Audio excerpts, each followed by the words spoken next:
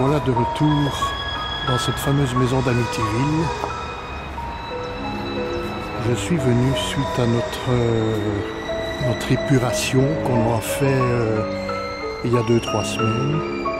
Rester anonyme parce que la personne qui est venue avec nous a refusé d'être visible sur YouTube ou sur les réseaux sociaux. Donc je vais maintenant me mettre à l'écoute de la maison et voir si éventuellement j'entends encore quelque chose. Je vois que le vandalisme ici continue, encore un carreau cassé.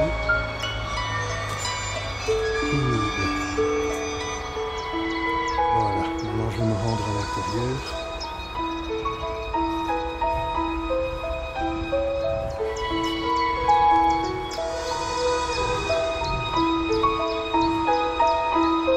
L'arrière de la maison. Je vais donc y pénétrer comme à l'habitude. Bonjour tout le monde, voilà, donc je suis revenu une énième fois dans cette fameuse maison que j'ai surnommée Amityville, vu la ressemblance du style de la maison qui fait un peu penser à la célèbre maison du film. Voilà, il y a quelques semaines, nous sommes venus faire une sorte d'épuration avec un monsieur qui nous a été renseigné.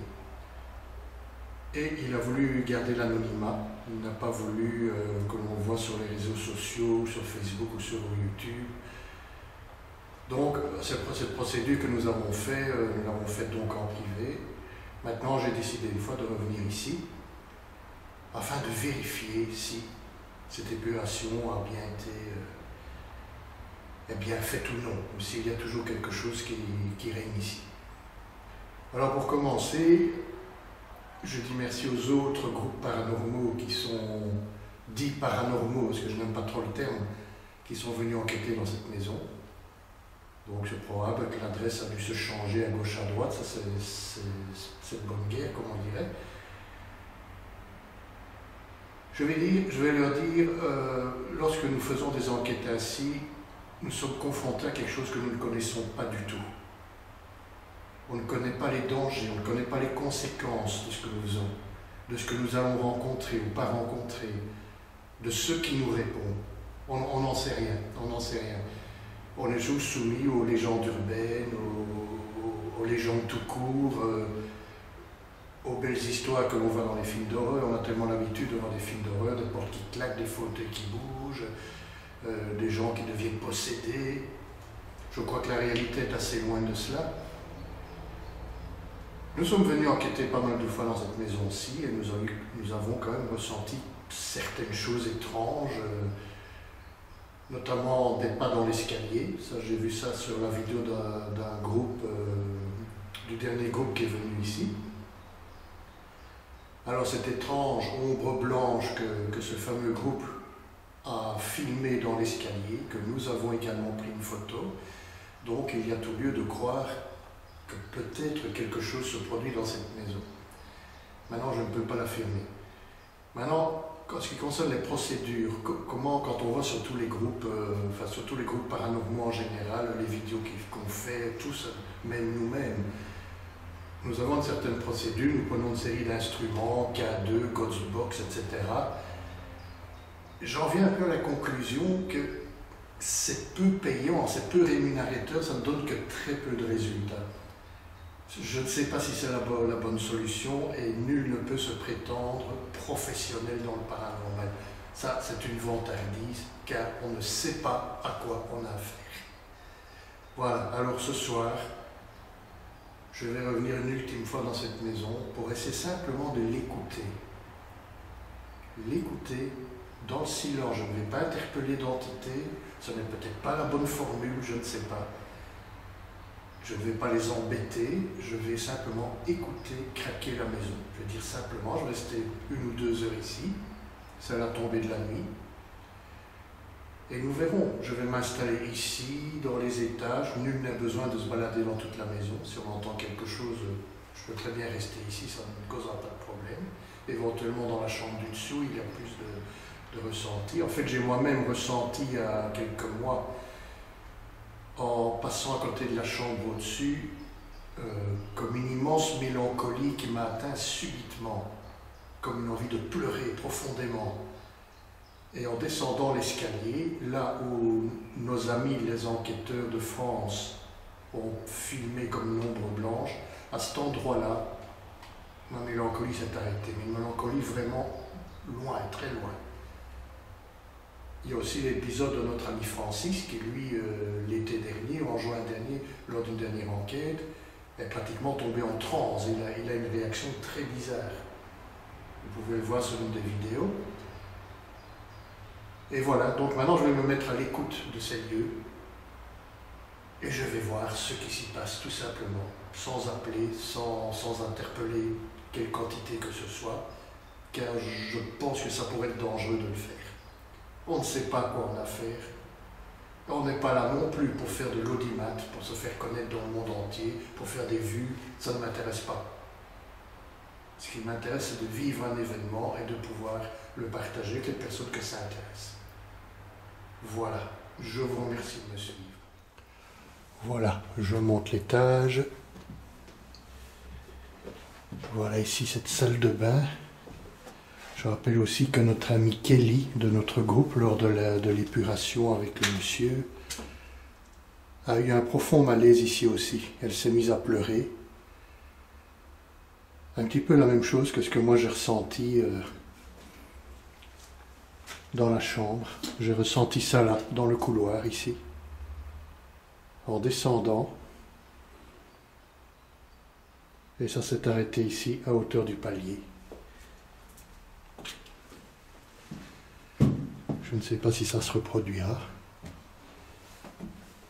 Voilà, mon K2 commence à nouveau à réagir. Voilà, GSM est coupé. Il y a un champ magnétique ici, maintenant. Est-ce paranormal? Est-ce de la mémoire des pierres? Est-ce quelque chose? Voilà, et il agit toujours au même endroit, là où se situe autrefois un lit, mais ça ce n'est pas nouveau, on en avait déjà parlé. Voilà, donc ici, aucun changement, toujours ces réactions K2. Une fois qu'on s'éloigne de là où il y avait le lit, ça s'arrête. Voilà. Donc, pas de changement ici.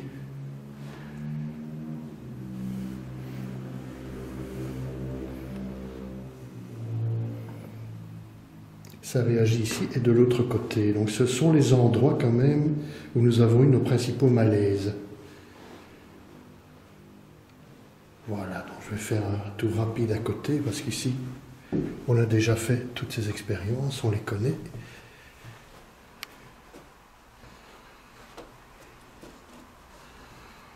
Ici le fameux lit d'enfant, donc je rappelais que c'est moi qui l'ai mis là lors d'une précédente fois. Voilà le K2 qui réagit à nouveau. Voilà.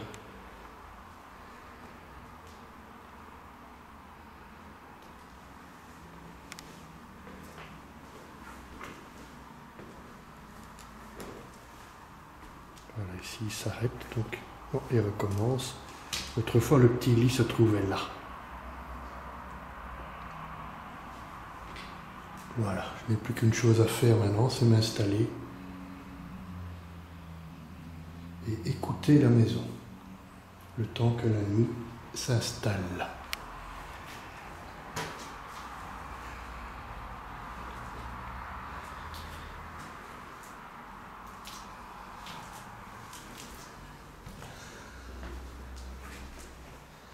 Donc le K2 réagit comme toujours aux endroits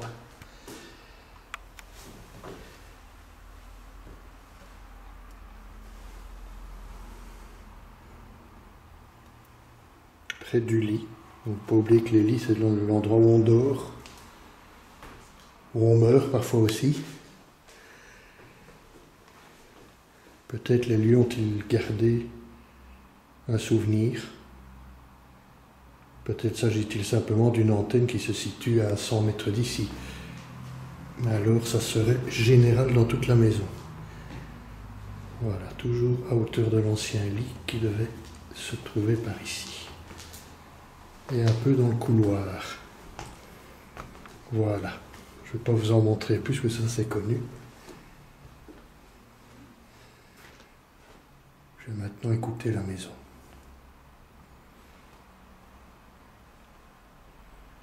Ici, nous avons pris la fameuse photo où il semblait que c'était une dame qui tenait un enfant dans les bras. Et nos amis de France ont filmé cette masse blanchâtre descendre l'escalier. C'était exactement ici. Voilà. Voilà, j'installe la caméra dans la cage d'escalier où des bruits ont été entendus. Je vais rester à l'écoute un petit moment.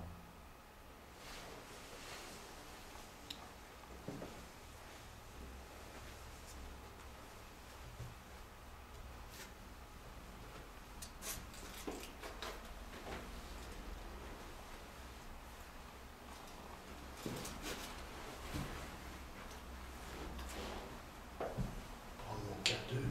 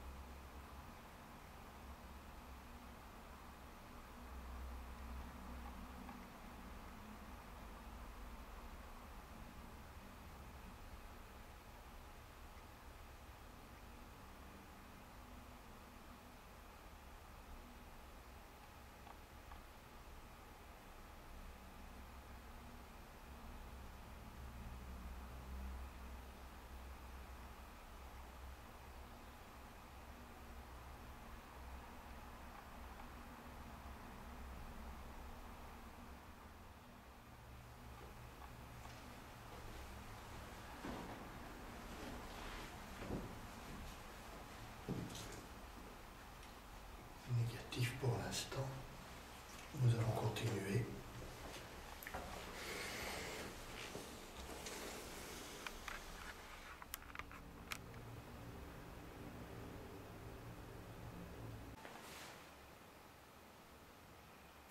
Voilà, je vais continuer mon observation. La nuit commence à tomber. Jusqu'à présent, c'est le grand calme. Voilà, j'ai placé un petit chapelet sur la Vierge ici, en guise de protection. Voilà, je continue.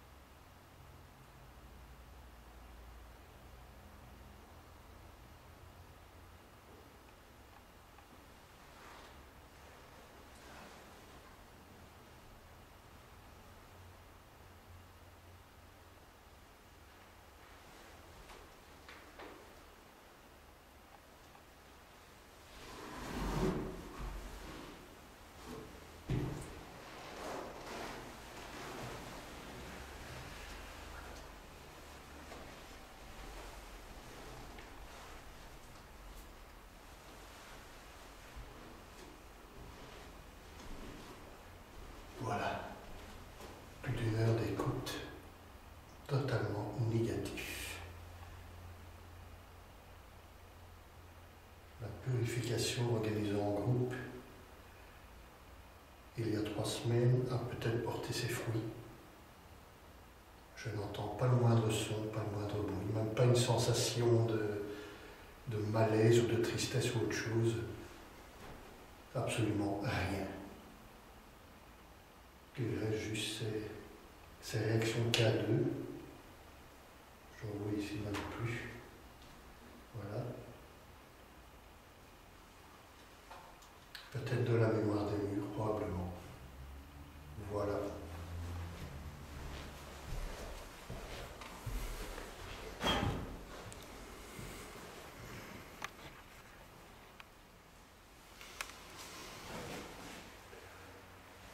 Voilà, j'ai terminé mon écoute de la maison. Et bien voilà, je n'ai strictement rien entendu, rien ressenti. Je suis resté au bas mot 2 bonnes heures environ, après la chute de la nuit. Je n'ai pas entendu de bruit de panne, ni de son, ni de sensation, de mauvaises sensations. Soit j'en conclus que notre épuration que nous avons fait il y a quelques semaines a porté ses fruits, avec notre ami Willy, je peux l'appeler comme ça. Soit je suis arrivé à la mauvaise heure,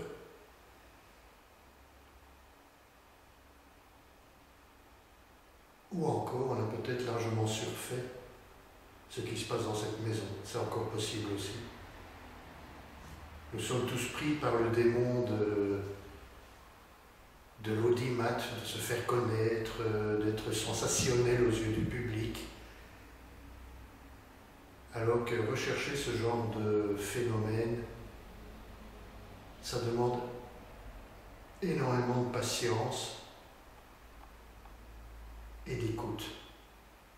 Et ça, malheureusement, ça passe mal sur YouTube ou sur les sites et autres. Malheureusement, les gens veulent du sensationnel, donc ça pousse malheureusement beaucoup de groupes à faire ce qu'on appelle du fake, de faire des faux fantômes, des faux bruits, uniquement pour capter l'attention du public.